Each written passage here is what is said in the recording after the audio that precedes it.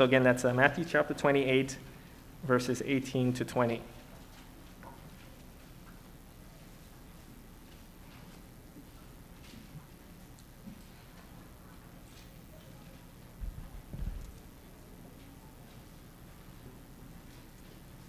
And this is just before Jesus leaves, and ascends to heaven. He leaves this message for his followers. Verse 18, then Jesus came to them and said, all authority in heaven and on earth has been given to me. Therefore go and make disciples of all nations, baptizing them in the name of the Father, of the Son, and of the Holy Spirit, and teaching them to obey everything I've commanded you.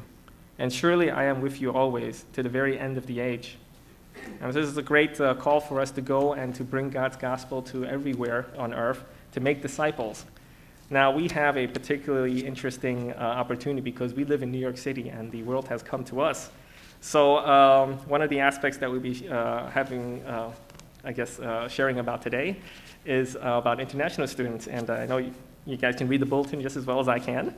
And it says International Student Ministry in the sharing, in the message portion of your bulletin. So I'm going to ask Thomas and Won-Ling Sirinides to come up. They are working with international students, and they can share a little bit about their ministry. And I hope that you give them a welcome. Don't clap, but just give a welcome later. So Tom and Won-Ling, please. Thank you, Scott. Yeah, my wife, Won-Ling, is here. My name is Tom Sirinides. My wife and I are involved as volunteers with a group called International Students Incorporated, which is a ministry to international students. I work at NYU in the International Student Services and Scholars Office, as it turns out. But the ministry that we're involved as volunteers. My wife, Won-Ling, teaches English as a second language for the New York Board of Ed, so she teaches adult English learners in the South Bronx. A lot of Latin American students, also a lot of West African, French, and Arabic-speaking students. So we're involved with people who are international, me with students, her with more immigrant population. But the ministry that we're involved in is something that we're excited about, and so we are so glad that Pastor Scott gave us this chance to come share with you a little bit about what we do. So maybe, here it comes. Let me pray for us just before we begin. Please pray with me. Lord, thank you for this time. Thank you for this place that we can gather. And Lord, we pray that you would speak to us and that we would listen to you. God, speak through me, and may my words be from you. In Jesus' name, amen. But it's very interesting that Pastor Scott started with, wrong button, the Great Commission, because that's where I started too. We didn't plan that, so maybe God has something in mind. But yeah, just as we think about missions, and I know that at Boon Church this is Missions Month, a lot of times this is the first thing people think of when they think about reaching the world and the mission, the call of Jesus to his disciples to take the gospel to all the world. And just as I looked at this, three things that struck me right away. In each verse there's sort of the word all. In the first verse 18 he says all authority. So they'll have everything they need. Jesus has all authority and he's sending them. So if somebody sends you, you go with the authority that they send you with. And he says, I have all authority, and then I'm sending you. So you're going with all authority. So as they went out to bring the gospel, they were going with the authority of Jesus. And then in verse 19 it says, go and make disciples of all nations. So he wasn't sending them just to the Jewish people or just to the Roman Empire, but he was sending them to the whole world. And he said, make disciples of all nations. And then the last verse, he says, I'm with you always. So that's kind of cheating, all, sort of, but always. That there wasn't an end, that this was something that would go on. It wouldn't be like, okay, just do this thing and then you're done and you can relax and, maybe go retire and do a little other things. No, he's saying always. I'm with you always, kind of like I'm sending you for always. It's something that will go on, and even to this day, we are part of that always, that he's with us today, sending us to all the world and sending us with all authority. But actually, when we think about missions, this isn't really where the first call to missions starts in the Bible. A lot of times we think it is, and in some ways, it's Jesus sending his disciples out. But in a very real way, God started calling people to follow and to go to the whole world long before this. Actually, in the very first book of the Bible, in the book of Genesis, when God spoke to Abraham, or to Abram as he was called then, and told him that he wanted him to know and follow God. So here's God's calling to Abraham. In Genesis chapter 12, verse 2 and 3, he says, I will make you into a great nation. I will bless you, and I will make your name great, and you will be a blessing. I will bless those who bless you, and whoever curses you I will curse. And all the peoples on earth will be blessed through you. So God was calling one man, Abraham, and he said, I want you to know me. At that time, we're not really sure who knew God or what they knew about God. They had sort of lost track of God, it seems, in the world. And people were really just living their lives, not paying attention to God. And God spoke to Abraham and said, I want you to trust me, I want you to know me, and I want to know you.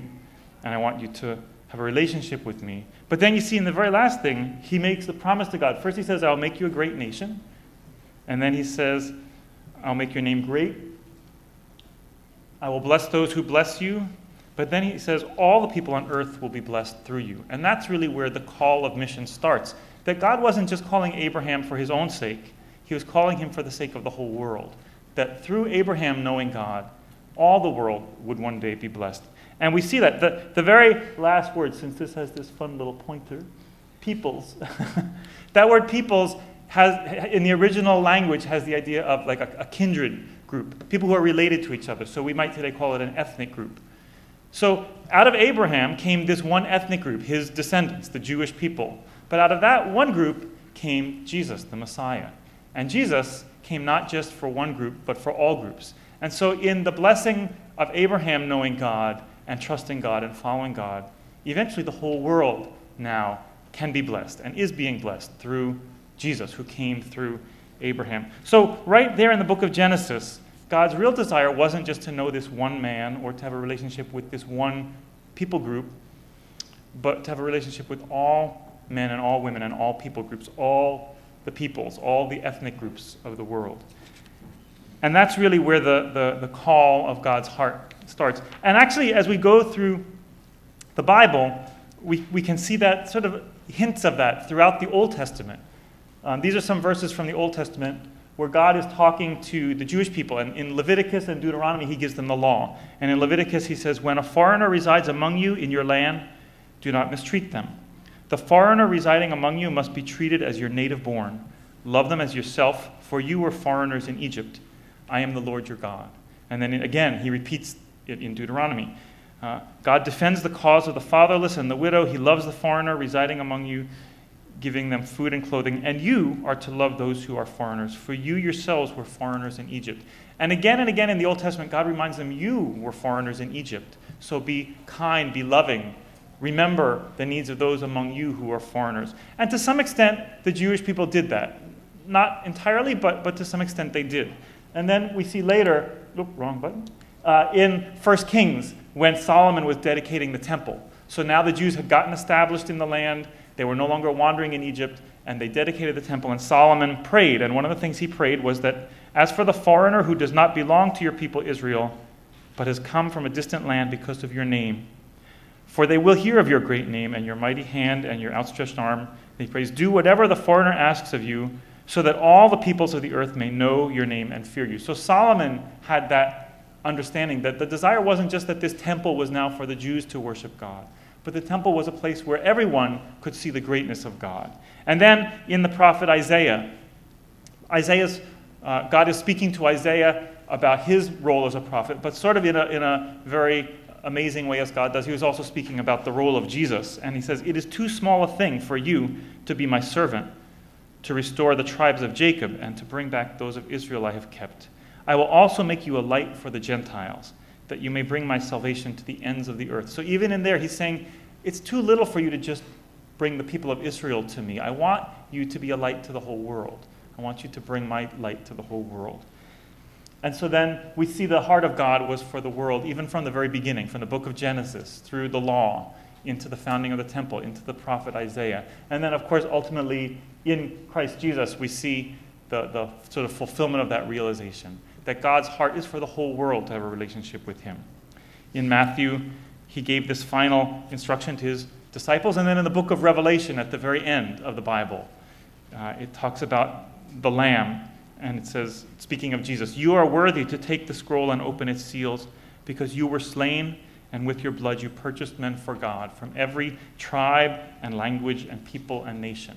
And that kind of covers everyone. He bought not just the Jews or not just us. He bought everyone, and his blood was shed for everyone. And he wants that message to go to everyone. Now, Israel didn't always succeed in fulfilling that calling of God. Sometimes there were foreigners in their midst who did come to follow the true God, but often they were not. I mean, we saw that in the time of Jesus, the story of the Good Samaritan. The reason that was so interesting was because the Jews stayed away from the Samaritans. And so they were right there in the midst of each other, but we don't talk to you and you don't talk to us. And it was so shocking a story where the Samaritan and the Jew interacted. The Samaritan helped them because at that time the Jews didn't interact with Samaritans. But as I think about that, I think, what about for us? Will it be said of us today that we reach out to the foreigners in our midst? God has brought people from all around the world to the U.S., to New York, right here. Some of them are here as immigrants. I'm a part of it. My father was an immigrant. Maybe for some of you, you're from immigrant families, maybe not. But certainly in Queens, there are people from all over the world. But some of them are here in a different way. Some of them are here as international students. And it's a very unique opportunity, an unusual opportunity to reach people who are here to study, here to learn, but quite likely when they're done are going to go home. And that's a little bit about what we want to talk about today. Myself and then my wife and also two of our friends have come with us. We'll share a little bit about international student ministry and how it's really a part of what God is doing. So who are international students? They're non-immigrants who are visiting the U.S. for an educational purpose. So they're non-immigrants. They're here to study, but when they come, my office helps them with their immigration documents at NYU. That's what I do. Before that, I worked at the New School. Before that, I worked at a school in New Jersey. But that's what I've done in a lot of my career, is helping students get the immigration documents. And one of the things they have to prove is that they're really coming to study. They're not trying to sneak in to get a green card. Now, sometimes people study and then their plans change and they stay, and they do stay. But when they come, their intention has to be just to come, get an education, and leave. They're visiting the U.S. So again, they're described by the government as visitors, and that actually has a real benefit because they're here. We can touch their lives. We can get to know them. But when they leave, they can bring back with them what they learn here. And wouldn't it be great if they came to know Jesus and brought him with them when they left? And then they're here for an educational purpose. So they might be learning the language. They might be getting an undergraduate degree. They might be here just for a semester of study abroad or a year. They might be here for their whole undergraduate program. They could be graduate students doing a degree, maybe doing research. They could be visiting scholars or professors or research scholars. So they might be here for a variety of reasons, but they're here in the U.S. for some educational purpose. And they intend to go home. And how great would it be if, as I said, when they went home, if they brought Jesus with them, or even if while they were here, they got to know a Christian, because they might be from a place where that's something they've never met, someone they've never met. So I do work at a school, and so although I don't work as a teacher, we love quizzes. So I want to have a little quiz, a little different than maybe your typical Sunday morning service. So just you can think some questions to think about here. So there's a short quiz, only 4 questions, don't worry, and no one will fail. But just to think about it. So, an international student is, now there may be more than one answer, so I'm a little bit of a tricky quiz giver, but international student is A, someone who lives with their immigrant parents while attending college. B, someone who must adjust to a new language and a new culture. C, someone who immigrated to the U.S. with their family and works to pay for college while studying part-time. And D, someone who is in the U.S. to get an education and is supposed to leave the U.S. after completing their degree. So, how many vote for A? B? Don't be shy. C? D? How many have no idea? Yes, honest, good. Okay, well the answer is B and D. I told you it's a little tricky. There's 2 answers. Right. So they're adjusting to a new language and a new culture. Now maybe a small adjustment, like an international student from Canada does not have a huge cultural adjustment to go through, but there is something, because Canada is different than the US. It's not exactly the same. Even people who move to New York City from Iowa have to adjust. So I mean, there's adjustments when you're moving, but in addition, they're here to get an education and they're supposed to leave after they finish. So okay, next question. Approximately how many international students were in the US in 2010, 2011? The way the data is gathered, there's always this time lag. So actually right now they're gathering data for this year. and by the time we report it, it will be in the future. And last year, so it's old data, but how many do you think? How many think A? B? C? D? The answer is D. Yeah, and actually the numbers have gone up every year. There was a slight dip in around 2003, sort of the 9/11 effect. There was a little lag because people were already here. But it's been growing every year, and other than like 2003 to 4, it's been up and up. So probably this year it's getting closer and closer to that, what would it be, a million mark. It's not there yet, but it's going up every year. Next question. Which of the following schools was in the top 10 nationally for having the most international students? And again, choose all that apply. So how many say A, NYU? B, Columbia? C, Stony Brook? D, Rutgers? E, the new school? All right, the answer is A and B. NYU is number 3, Columbia is number 5. And actually, NYU was number 3 by 5 students. I was like, couldn't you find 5 more? But yeah, so and NYU, and they all have been growing every year. So it's quite likely NYU is moving to become number 1. I just stepped on board. I didn't have anything to do with it, but it's exciting. Number 4, which of the following world leaders studied in the US? So we've got King Abdullah of Jordan, A. Kofi Annan, the UN Secretary General. Shimon Peres, Prime Minister of Israel. Benazir Bhutto, President of Pakistan, and Corazon Aquino, President of the Philippines. They're not all currently alive, but while they were alive, which of them were international students? So how many, and there could be more than one, so how many say A? B? C? D? You're all correct.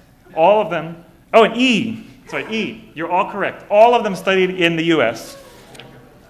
King Abdullah was at Georgetown. Kofi Annan was at a school in Canada, Macalester, and then at MIT.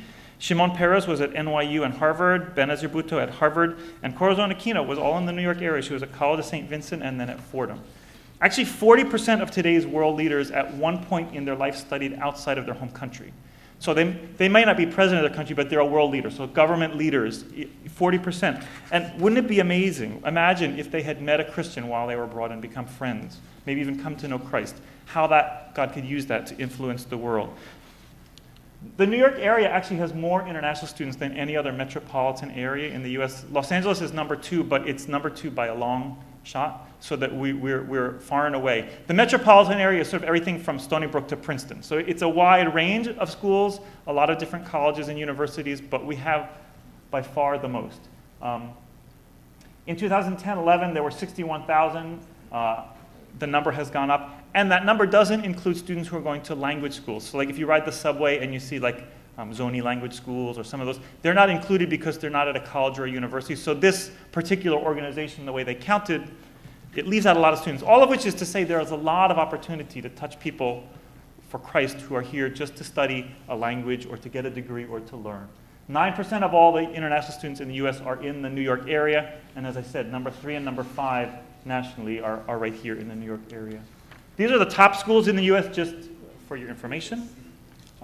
So you can see the numbers are high, but we have in the New York area schools that are quite high. Here are some of the more local ones. Actually, there are between 15 and 20 schools in the New York area have over 1,000. So I know nearby Queens College, St. John's, Hofstra, all of those have over 1,000 international students. So just to give you some idea. But just to think about all the students who are here and the opportunity for international student ministry. I got a little, okay.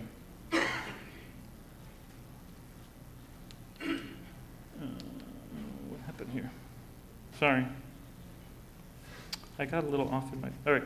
Well, what is international student ministry? It's outreach to international students with the objective of building genuine relationships as a bridge for sharing the gospel. So we're reaching out to international students. It's a little different than immigrant outreach because you're dealing with people who are planning to leave. Immigrants are here, they're trying to make a new home, they're trying to adjust, they're trying to learn the culture, sort of a life change. International students are here for a temporary goal, a temporary objective, but while they're here, they want to adjust, they want to learn, they want to make friends, and it's an opportunity to connect and an opportunity to learn.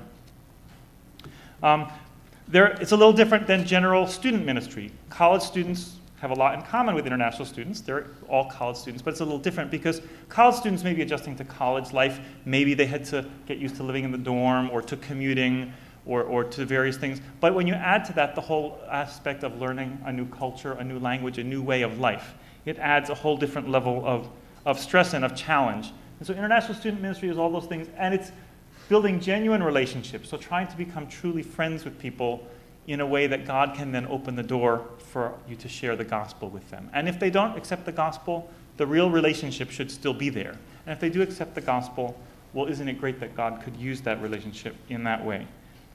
My wife and I are really excited to be involved as volunteers, again, with international student ministry, for so many reasons. I mean, as I said, there are so many world leaders who've been students. The people who are here as international students are often students, people who you might not meet. Even, people, Pastor Scott talked about short-term missions trips. People go as lifetime missionaries. Often it's very hard to meet world leaders in any culture. It's hard to meet the elite or the people who are in positions of power. Usually who you meet are the young, the poor, the sort of more, the people who are on the second or third or lower levels of society because they're more accessible. But when those people are here as students, now they're very open. There's a great responsiveness. People are eager to make connections. Even if the people who are here as students aren't necessarily from the elite class, they certainly are people of privilege. They have an opportunity. And when they go back home, they'll have something that a lot of people don't have, that experience of studying abroad. And that gives them a position of power that they might then get into a position of influence as time goes by. And a very responsive audience. As a student, I went to Rutgers, and I started to become friends with international students. And I was kind of shy, and I realized it's much easier because they're so eager for a friend that my little shy effort at friendship was met with, response. Whereas when I was trying to connect to some of my classmates who were US students, domestic students, I didn't always get that connection. So there's sort of an openness to connection that God can use. And the New York metropolitan area has so many. But there are really not very many ministries reaching out. The one my wife and I are involved in, International Students Incorporated, InterVarsity has some. There are a few other groups that are doing something, but with so many international students, the need is really just very great. So I said that it's building relationships as a bridge for the gospel. And actually, we brought two of our friends with us today. Jason Casper was involved as a volunteer and now has joined staff with ISI. And Friedman's son is an international student. So I'm going to invite Jason and Fried to come and speak a little bit about their involvement and to share some of their testimony and experience. So.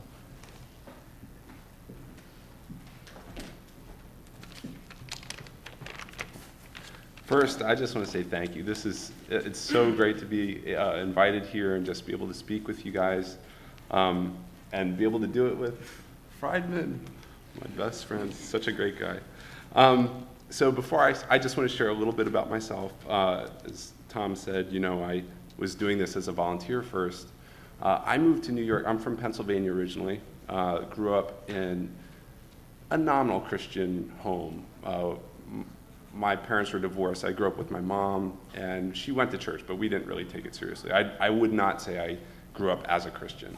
And by the time I moved to New York, which was 2001, that was right before 9/11 happened. Shortly after that, I actually had a dream about judgment, and it was terrifying.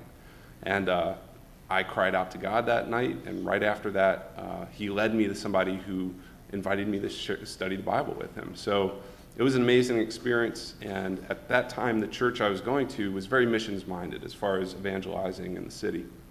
So that was something that was always kind of ingrained into me, that we have to share the gospel with people. In 2006, I read a book that was just amazing about China and the church there during the Cultural Revolution and just the persecution. And that just broke my heart, because it was like, my Christian experience in the United States was just it was so, not to say it was easy, but it was, compared to that, it was very easy, So I wanted to go to China. I just wanted to get on a plane and go there and do whatever. I mean, I didn't care if I got hurt, because I saw that so many other people were being mistreated and just loving people despite how they were treated. And God was working through that. God is working through that. So that's what my heart wanted. But at that time in my life, just circumstances kind of prevented that. But in 2009, I met somebody I go to Calvary Baptist Church in Manhattan, and I met somebody there who was volunteering with ISI. So they actually needed help with worship. I play guitar too, so I saw you. You sounded great. So I was just like, wow, maybe I could get involved and help out. And I did, and it was one of those things where, it wasn't about, like I had gone to some other churches that everything was about the presentation, big fancy equipment, the worship had to be super cool and trendy, whatever. And this was not that. This was just very simple, prayer focused, love focused, sharing the gospel with integrity and not compromising. And I was like, this is great. And the fruit, people were coming to faith and just genuine relationships. So I was like, wow, I'm glad I'm helping here. And the longer I did it, the more I was like, man, maybe this is something I could do with my life. But I had some debt. I wanted to be responsible. But it was something I was praying about. But this guy right here, he's one of several that like really the impact of just meeting him and seeing how God worked in his life, that's what made me want to really do this with my life. So I'm going to let him share a little bit. Okay, hi everyone. Yeah, the name is a little weird, and usually my friend call me Fry, fried chicken fry, exactly Fry. So yeah, don't be shocked when I tell you my name is Fry. So yeah, okay. I came to the States in 2009. I'm originally from Shanghai, China. I come to here for my academic study. But in the beginning, most of Chinese students, they have a big problem with their conversation skill, that's English speaking.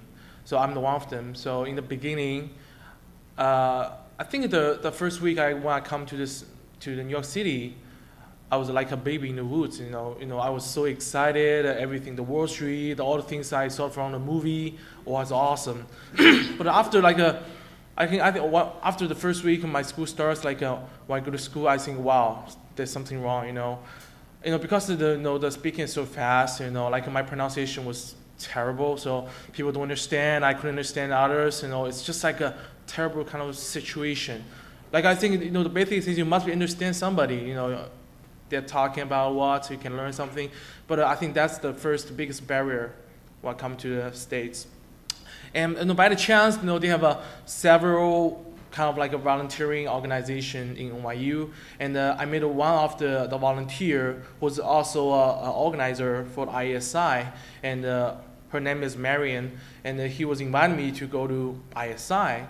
But in the beginning, honestly, she told me there was activity, you can meet a native speaker, they were helping your English. I first thought it was a party. I saw American people like a party in New York City, especially New York City. We watch Friends, party. Okay, it's party. Okay, I went there. There was a church. Okay, it's a basement. It's my first time to go to church. Yeah. Then I went there, and everybody was so nice. They greeted me. They have free food.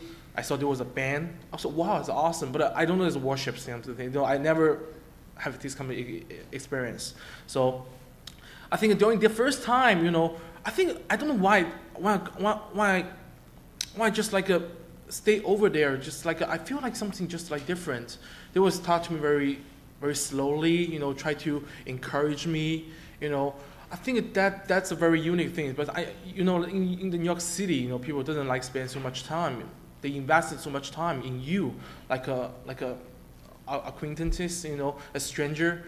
I think I was at that time, we have 3 of the students from my class. We went there, but they was quit several times because New York City fun. They go to bar or something. But I was continuing to going there over there.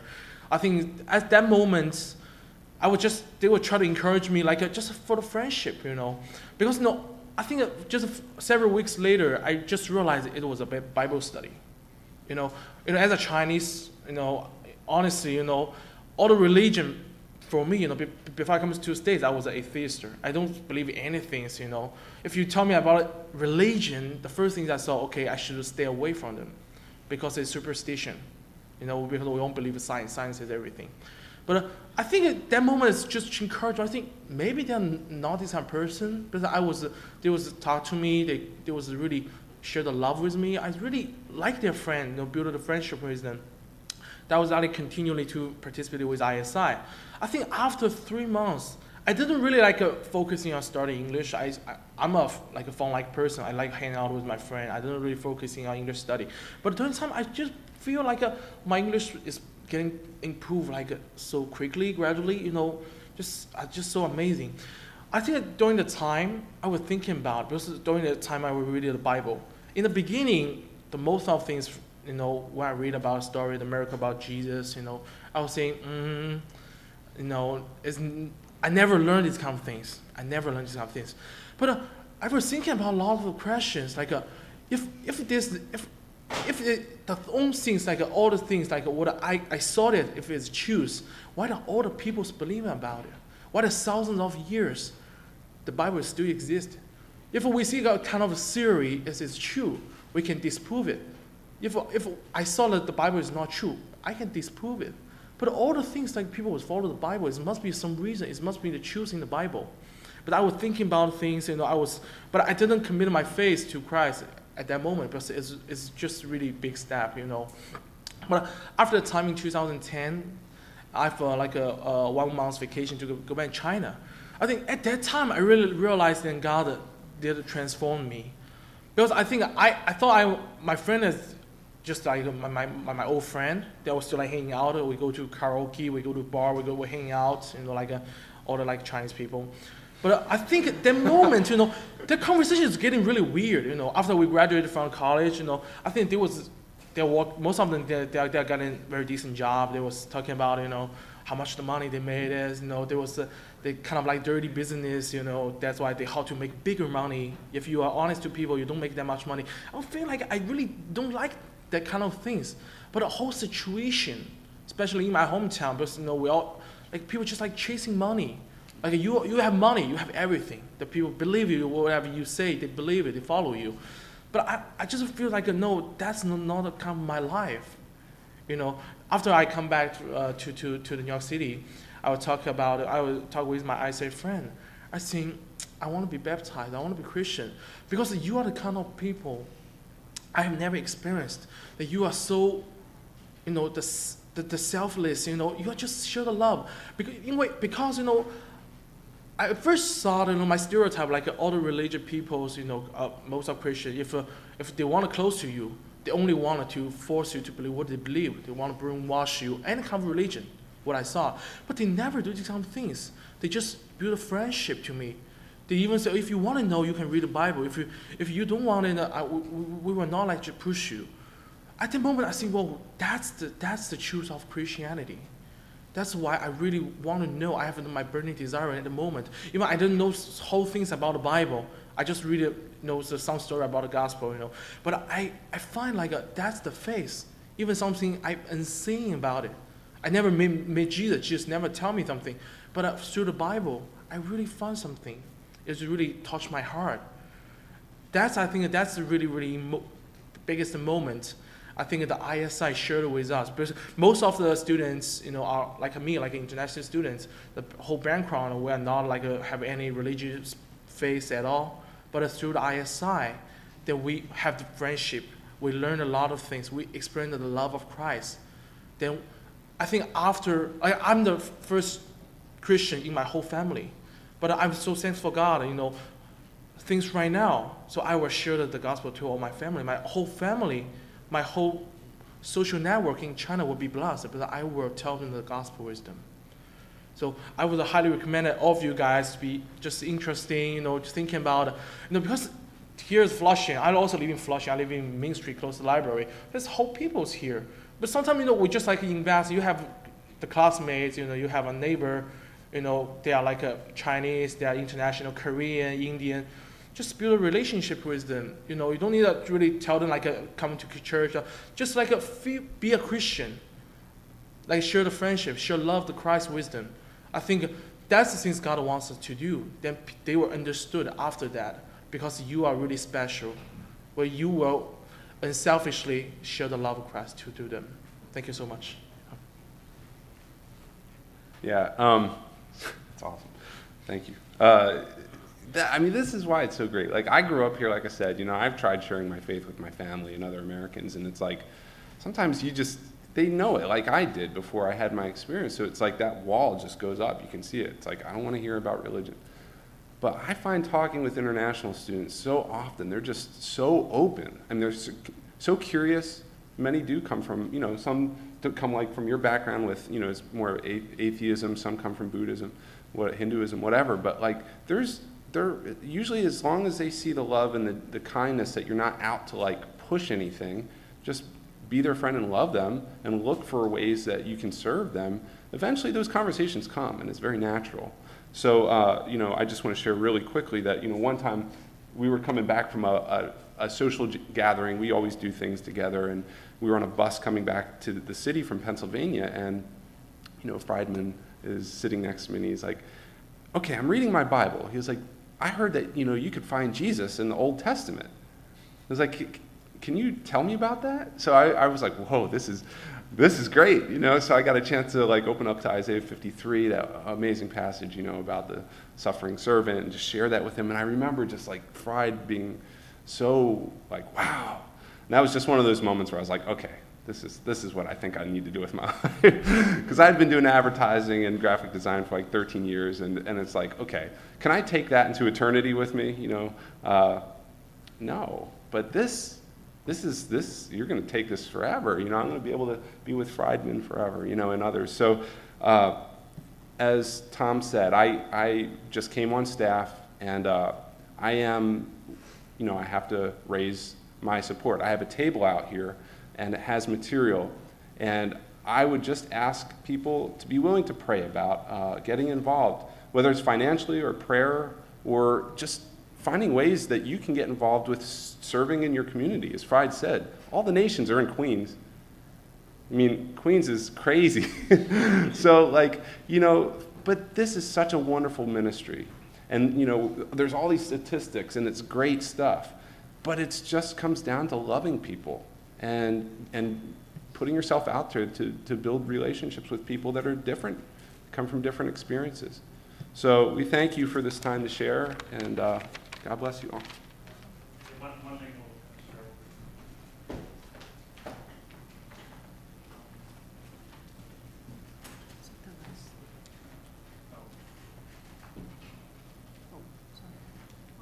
Okay. Hi, I'll be very brief.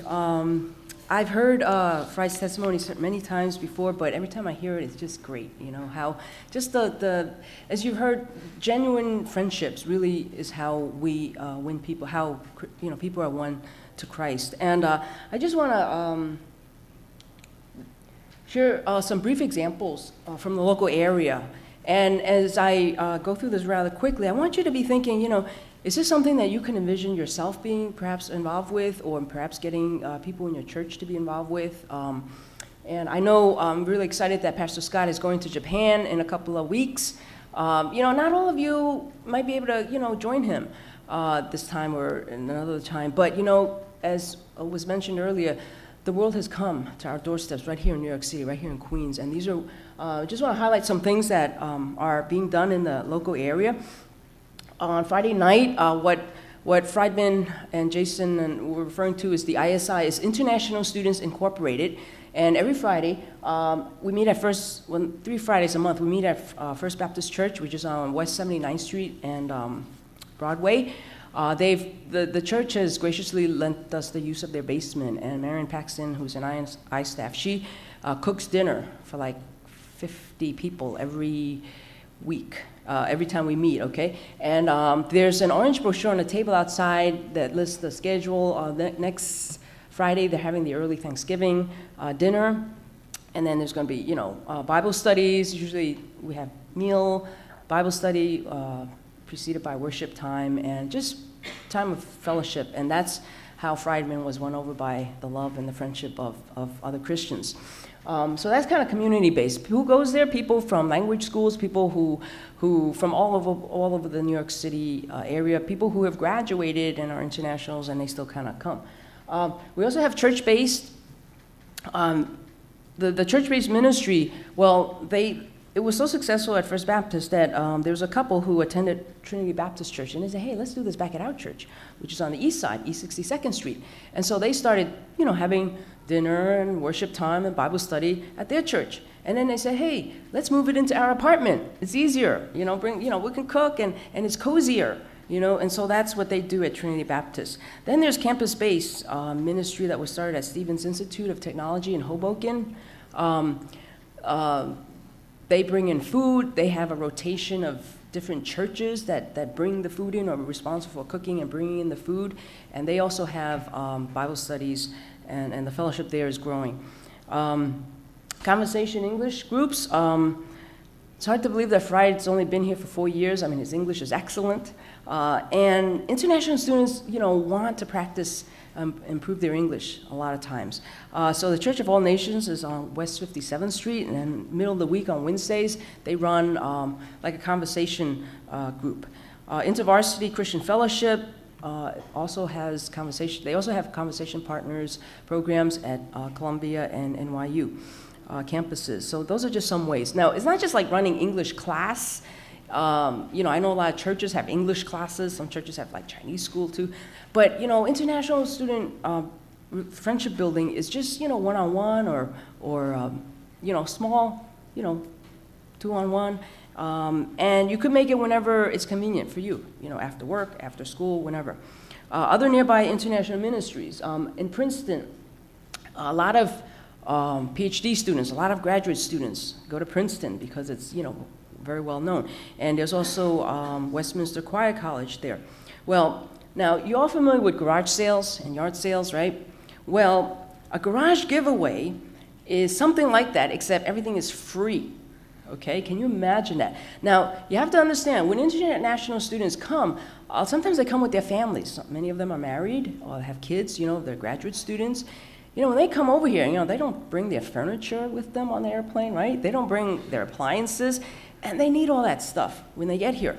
So what churches in the Princeton area have managed to do is there's this incredible International Student Incorporated staff worker there for over 30 years, and he has mobilized churches to, clean out their closets, and when they get, buy new furniture, well, what do you do with the old stuff? Well, don't throw it out, okay? Save it.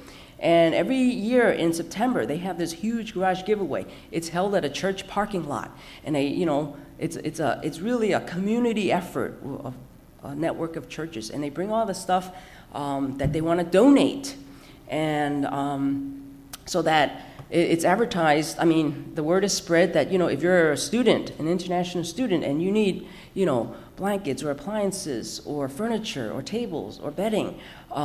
Come on over on one Saturday, designated Saturday in early September, and you could look it over, and they have to like draw put a line there because people can't everybody's dying to go and grab what they want. But how are they going to get it home? If you get a bed frame, how are you going to get it home, right? Well, part of the ministry is, okay, if you don't have stuff to donate, but you have a car or a pickup truck, well, you can come and help deliver door-to-door service, okay? This kind of furniture and appliances. So that's a tremendous way to build relationship and to share God's love with international students. They also have ministry to spouses and children. At Rutgers University, New Brunswick, this August, they picked up over 200 students from China, international students from China. They got the list, okay, through the Chinese student organization of all the international students that were arriving at Newark Airport, okay? Imagine, you arrive in a foreign country, you don't really speak the language so well. How do you get from the airport to your campus, And here they're being picked up for free, dropped off at the dormitory. If they come too early and they don't have a place to stay, well, that's all also arranged for them, okay? So they're picked up at the airport, and then they don't just drop them off at the dormitory. Some of them well, where do I buy stuff? I need to buy toothpaste or soap or stuff like that. Well, they take them on trips to Target or Walmart. And then they say, hey, this Friday, come on over to our church. There's going to be a free dinner there, okay? So you see how the bonds of friendship are established, okay? So that's something that's easily done. And holiday homestays, I have triple exclamation point, is because it's Thanksgiving time, Christmas time is coming, right? International students, and these are very family-oriented holidays. And international students don't have family here, A lot of them are here by themselves. They have a lot of free time. Last week, a lot of schools were canceled in Lower Manhattan, NYU, and New School classes were canceled, public schools classes were canceled. And last Friday, I asked one of the international students at our meeting, so what'd you do last week? You didn't have classes, right? I was glad that, public schools were off for 4 days, and I was glad I had some free time. And she said, oh, it's kind of boring, because she didn't have anything to do. So international students have tons of free time. So you don't have to really do anything special. They just love to hang out. Whatever you do, just bring them along with you. Go shopping, go to a movie, whatever. They just love to spend time. And as you've heard again and again, the objective is building genuine relationships as a bridge for sharing the gospel. And Tom's mentioned that we've been involved through Bible studies. We live in an apartment in Lower Manhattan. It's not that big, but we love to have students over for a warm meal.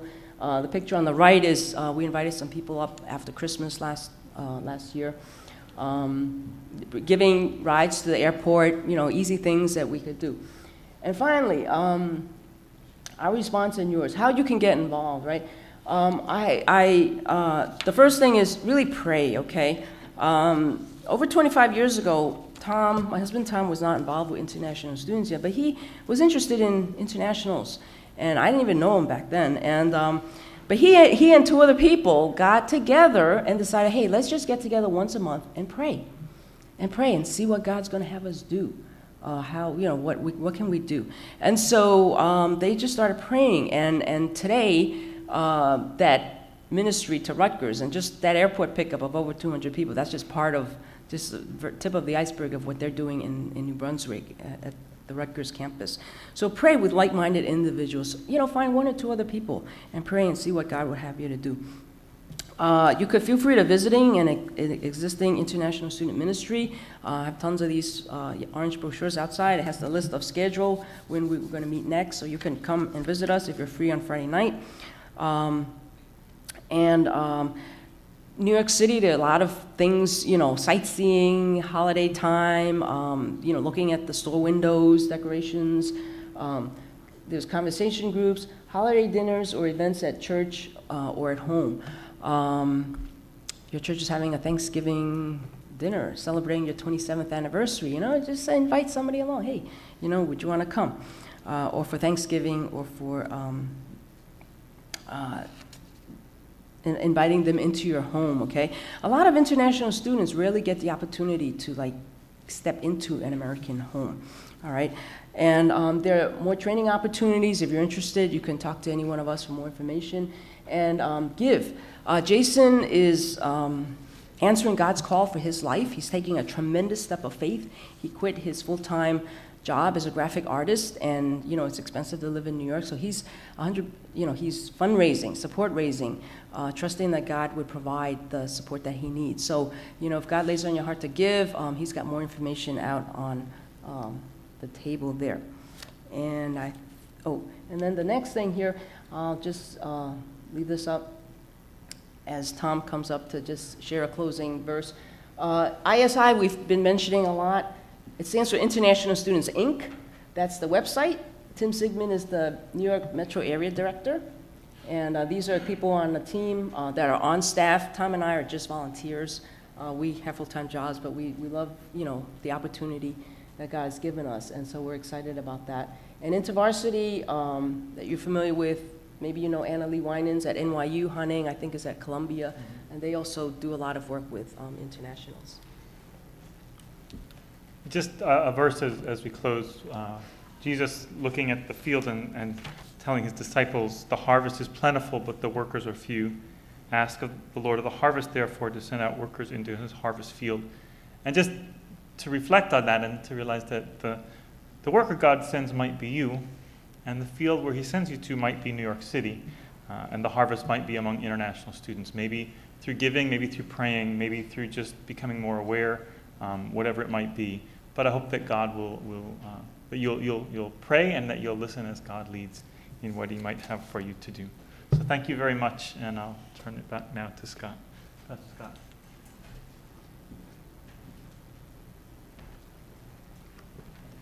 So I'm pretty excited. I hope you guys are pretty excited because as I was listening to them, I realized there's a lot of things that we are being challenged at. When they said it's easy to do, it's, that's been like the phrase that's been floating around my mind for a long time. It's really easy to. There's a lot of stuff that God wants us to do that's really easy to do, and sometimes we just kind of a little bit afraid to do it. It's not so much even stretching ourselves; it's just trying something that's different. So I really encourage you guys, especially since this is a missions month, especially we live in this city.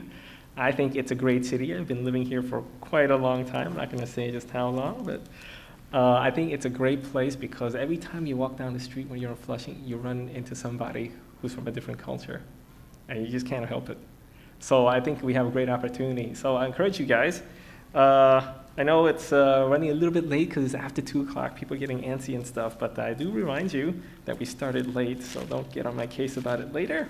And what I'm going to do, if it's okay, we can skip the response song. And then I'm just going to close off with a benediction for you guys, okay? This is a benediction that I read to you guys several times, but I'm just going to keep reading it until I can memorize it. But this is, again, from Ephesians chapter 3, verse 20-21. Can we stand for the benediction? Now to him who is able to do immeasurably more than we can ask or imagine, according to his power that is at work within us, to him be glory in the church and in Jesus Christ through all generations, forever and ever. Amen. Please be seated. I encourage you guys to go outside a little bit later. There's a table outside. They have some material on it. Please, browse through it. They have flyers and brochures and things like that. So you can really, see how you can get involved with them. And feel free to talk to them afterwards. You guys, it's the end of the service, but just spend a few minutes as we, close this in the reflection upon today, and then just have some good time with them, fellowship later.